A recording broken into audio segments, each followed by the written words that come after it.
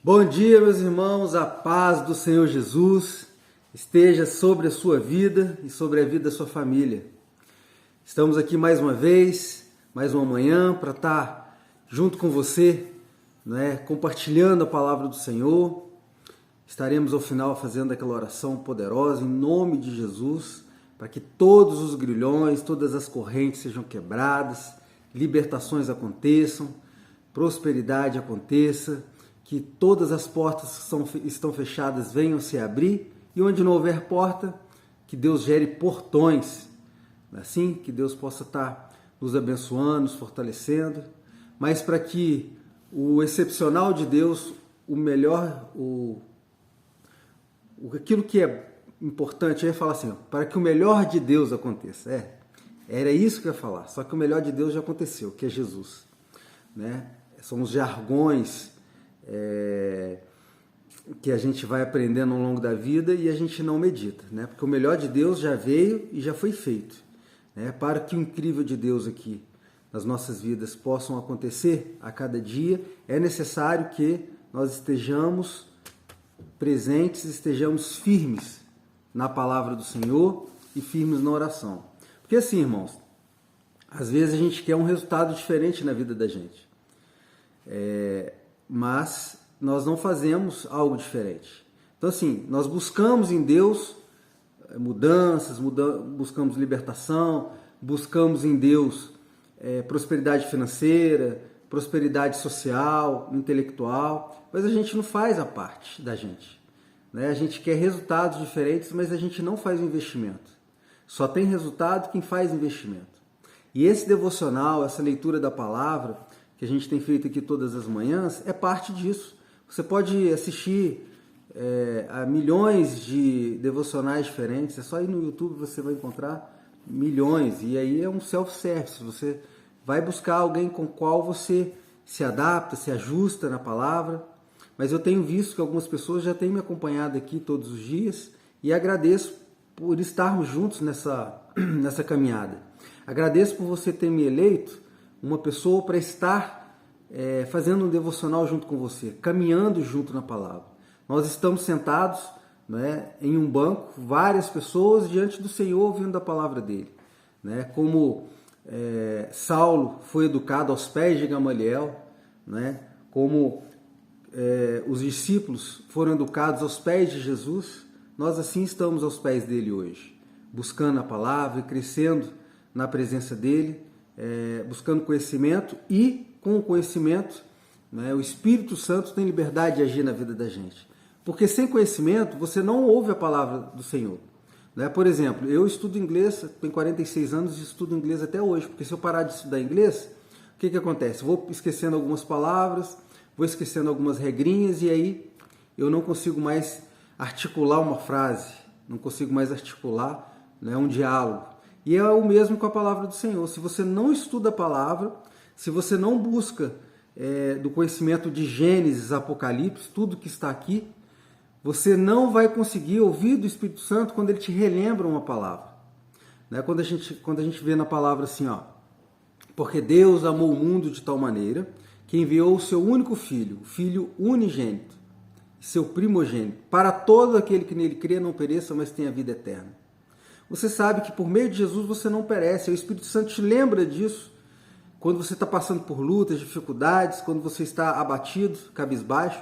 Aí você lembra que Deus já enviou o seu melhor, o seu Filho, para Cordeiro Pascal, Cordeiro Redentor, para que por meio da morte dele a gente não pereça. Ou seja, se eu tenho Jesus como meu único e suficiente Salvador, o que acontece? O Espírito Santo me lembra disso, que ele é o meu Redentor, e que ele vive, e por meio dessa palavra, eu que estava abatido como se estivesse perecendo, eu lembro que eu não perecerei, porque a Bíblia diz que por meio de Jesus eu não pereço e tenho a vida eterna. E aí o Espírito Santo fala com você, a linguagem dele é a palavra, é a memorização da palavra. Por isso que todos os dias nós estaremos aqui de mãos dadas diante do Senhor, aprendendo e crescendo. Amém? Hoje nós vamos dar continuidade ao nosso devocional. Hoje, Atos 6 e 7, porque são dois capítulos que estão conectados. É uma perícope é um bloco de texto onde a gente vai falar um pouquinho a respeito da vida, da instituição do diaconato na igreja e, de forma particular, nós falaremos a respeito de um desses diáconos, que foi Estevão. Amém? Então, capítulos 6 e 7 estão conexos. E o que eles falam? Né? O que acontece? Vocês lembram que nos capítulos anteriores nós falamos da perseguição aos apóstolos?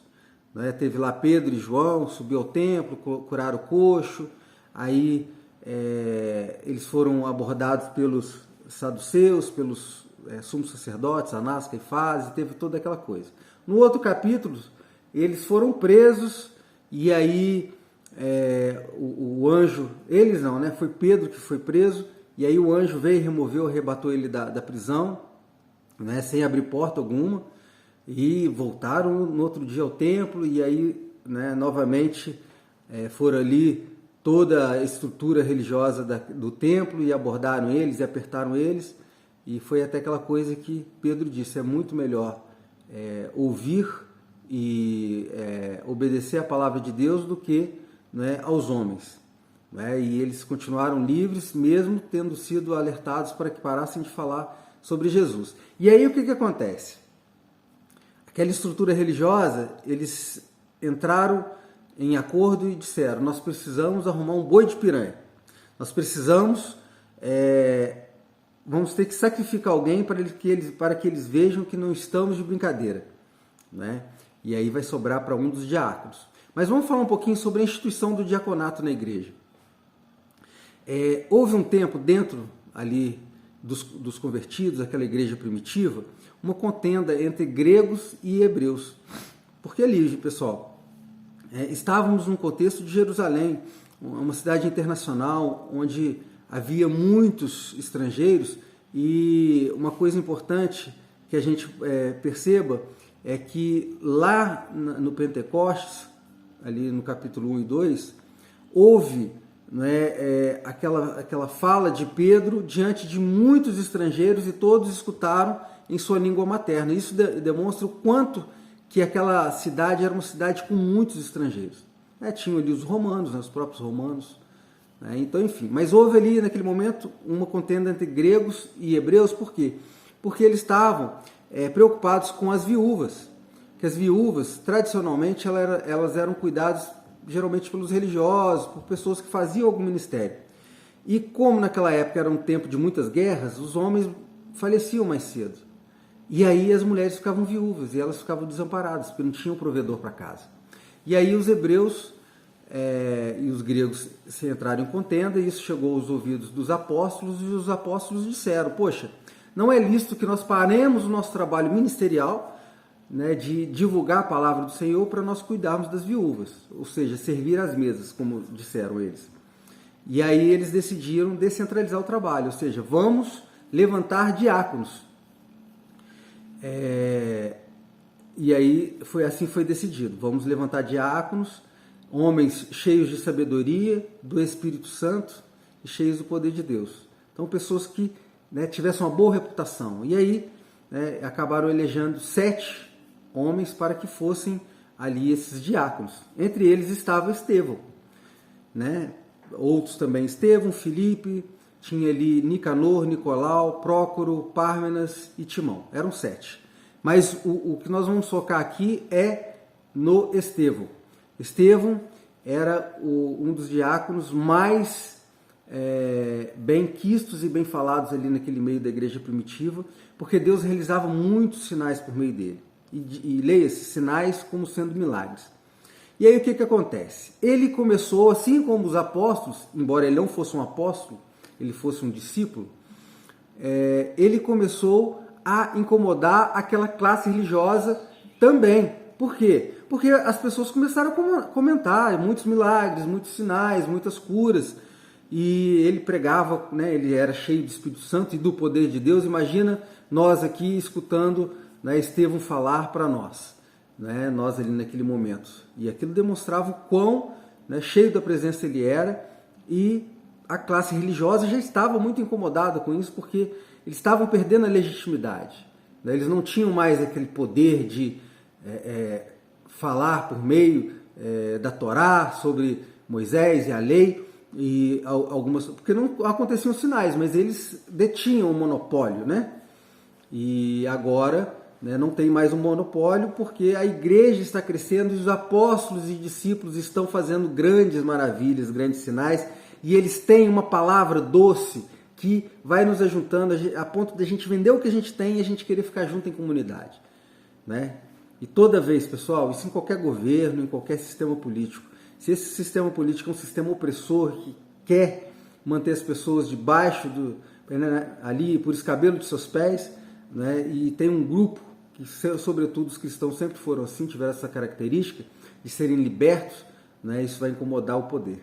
E como incomodou, e o que fizeram? Na sinagoga chamada Sinagoga dos Libertos, eles criaram uma narrativa de que Estevão estava falando, né, pregando Jesus, e que Jesus havia falado sobre a queda do templo, que ele não duraria, né, e realmente não durou. No ano 70, né, os romanos destruíram por meio ali do general Tito o templo, mas ali naquele momento eles acusaram Estevão de que ele estava pregando contra o templo e contra a lei de Moisés. E trouxeram ele para o conselho dos religiosos, saduceus, dos fariseus, né, dos sacerdotes e sumos sacerdotes.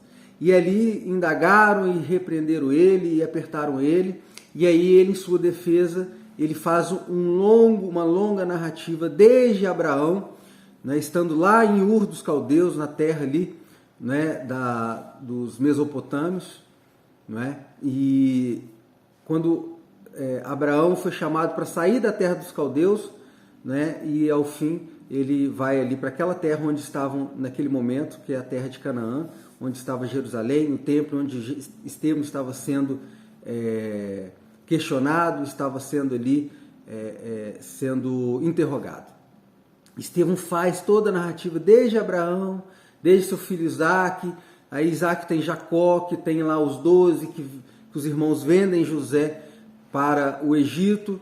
José, Deus era com ele e o levanta governador. José traz, né, a sua família naquele tempo de fome para o Egito, e ali aquela família fica, cerca de 75 almas descem para Jerusalém, descem para o Egito, né, e sobretudo seu pai Jacó vem junto, né, e ali a descendência de José se multiplica e chega num tempo onde José é esquecido e os novos faraós que não conheceram José acabam por escravizar aquela grande nação que se desenrola por meio daqueles patriarcas, né? Dos 12 filhos de Jacó que se multiplicaram e se transformaram em mais de 1 milhão de pessoas ao longo de 400 anos, né? E porque houve ali um faraó que não conheceu a José, aquele povo então passou a ser escravo no reino do Egito, né? E há um tempo onde o povo clama, né, ao Deus de seus pais, Deus os ouve, né, e Deus levanta, né, a um filho emprestado do Egito, que era um hebreu, Moisés, que depois ele, por defender o próprio povo hebreu, sendo ele adotado pelo egípcio, ele é expulso, vai, né, para a terra de Midian, onde ele conhece ali a sua esposa, tem 2 filhos, mas Deus chama por meio da sarça para que ele liberte o povo de Israel, e ele volta ao Egito, e a Bíblia diz que ele volta como um príncipe, cheio de sabedoria, né? E ali Deus, por meio dele e de seu irmão Arão, consegue, por meio das 12 pragas, né, a libertação do seu povo, que caminha pelo deserto, passa o Mar Vermelho, e ao longo de 40 anos, né, são ali peregrinos na terra estranha, até que por meio de Josué, esse povo, já uma nova geração, entra na terra de Canaã definitivamente, e é o ponto onde Estevão, né, acaba a sua narrativa diante ali do conselho, e a Bíblia diz que eles viam Estevão como o rosto de um anjo, né, mas irresistivelmente quiseram acabar com a vida dele, porque ele era uma pedra no sapato dos religiosos, como é hoje. Você liberto, você cheio da presença do Senhor, você cheio da palavra dele, você como um varão, uma varoa valorosa, diante do seu pastor, às vezes, que é um religioso, você incomoda ele porque você é como Estevão. Você aí no seu ministério, você hoje é uma pessoa que abençoa as pessoas, você ajuda as pessoas na sua caminhada, você tem amor, você abraça, você tem uma palavra de fé, uma palavra de convicção, né, por meio do Espírito Santo na sua vida. E quando você começa a crescer, quando você começa a gerar frutos, você começa a conflitar com os religiosos do meio onde você está. E você incomoda. E aí onde você é repelido, isso é um ciclo, a história se repete. Por isso que águias precisam voar com águias, patos com patos. Toda vez que você é um pato e se transforma numa águia, você tem que mudar a sua frequência, você tem que mudar, né, os ambientes onde você está. Né? Então você está se sentindo sufocado na igreja que você está porque você está dando frutos. É a hora de você abrir suas asas, bater suas asas e voar voos mais altos, porque Deus está te usando. Deus, por meio da sua vida, pode fazer uma transformação na vida de outras pessoas, como foi com Estevão. Amém? Então, essa é a nossa palavra de hoje. Vamos agora fazer uma oração para que Deus possa nos dar o início, né, de um dia abençoado na presença dEle. Feche seus olhos. Pai amado, Pai querido, em nome de Jesus, que história linda hoje, Pai. Que relato lindo, Deus, que vem da Tua palavra. Eu consigo, ó Deus, ver ali, ó Pai, como que o ministério de Estevão foi um ministério bonito, Pai. Talvez esse ministério tenha durado pouco, mas ele foi impactante para a igreja primitiva. E em nome de Jesus, Pai, queremos ser como Estevão. Queremos ser cheios do Espírito Santo, cheios de sabedoria, de boa reputação, que nós possamos gerar fruto, ó Deus, no meio onde estamos. Gerar fruto no meio da nossa família, dos nossos familiares. Ó Deus, gerar frutos, ó Deus, com os nossos vizinhos. Gerar fruto com os nossos cônjuges, com os nossos pais, com os nossos irmãos, com os nossos familiares, com os nossos colegas de trabalho. Gerar frutos, ó Deus, na igreja onde estamos, Pai, congregando. Gerar frutos no meio dos nossos irmãos. E em nome de Jesus, Pai, que o Senhor possa nos abençoar, que o Senhor possa nos dar capacidade, ó Deus, de conseguir continuar triunfando. Ó Deus, quebrando, ó Deus, as barreiras, quebrando, ó Deus, todos os obstáculos, avançando, Pai. Que o Senhor possa quebrar qualquer forma de grilhão que tem nos prendido, ó Deus, ao local onde estamos, ó Deus, sufocados. Nós possamos avançar, nós possamos crescer, ó Pai, cheios de energia, de fé e convicção. Nós não tenhamos medo, ó Deus, de caminhar, de evoluir, de prosperar na Tua presença. Ora, Deus, em nome de Jesus, que o Senhor venha, ó Deus, por meio da Tua palavra, da Tua promessa, que diz que verdadeiramente Jesus tomou sobre si as nossas enfermidades, as nossas dores, tomou sobre si. Só possa, Deus, estar olhando por meio, Deus, dessa palavra sobre a vida desse irmão, dessa irmã, que se encontra enfermo, ó Deus, no físico, no espiritual. Oh Deus, te peço, Deus, inicialmente perdão pelos meus pecados, Pai. Só posso limpar a minha vida para que essa palavra, esse cumprimento dessa promessa seja com poder sobre a vida, sobre a minha vida, sobre a vida desses que me acompanham, Pai, desses irmãos, dessas irmãs. Ó Deus, que o Senhor venha remover toda e qualquer dor, toda e qualquer enfermidade, Deus. Que o Senhor venha, Deus, penetrar, ó Deus, aí com a Tua palavra, com a Tua vontade, em juntas e medulas, nos órgãos, nos sistemas, nos ossos, ó Pai. Ó Deus, nas células, ó Pai, no nosso orgânico, que o Senhor possa remover toda e qualquer enfermidade. Se for espiritual, em nome de Jesus, eu repreendo pelo poder e pela autoridade que é no nome de Jesus. Espírito maligno da enfermidade, sai, em nome de Jesus. Nós não te aceitamos, está repreendido em nome de Jesus. Senhor, venha, Deus, cuidar das emoções, cuidar do espiritual e cuidar, ó Deus, dessa família, dessa pessoa. Em nome de Jesus, eu oro para que tenhamos um dia de paz na Tua presença e que sejamos cada vez mais santos, a ponto, Deus, de termos sido indicados como foi indicado Estevão, Deus, como destacados por conta, Deus, de uma santidade crescente, por sermos santos na Tua presença. Em nome de Jesus é o que pedimos e já te agradecemos. Amém. Meu irmão, minha irmã, curte, comenta e compartilha. Comenta aí, coloca o pedido de oração para que nós possamos estar orando aqui. Vou ter o maior prazer de orar. Joga aí para os grupos de WhatsApp e vamos juntos nessa corrente. Amém? Deus te abençoe e tenha um dia maravilhoso na presença dEle. Fica com Deus. Até amanhã.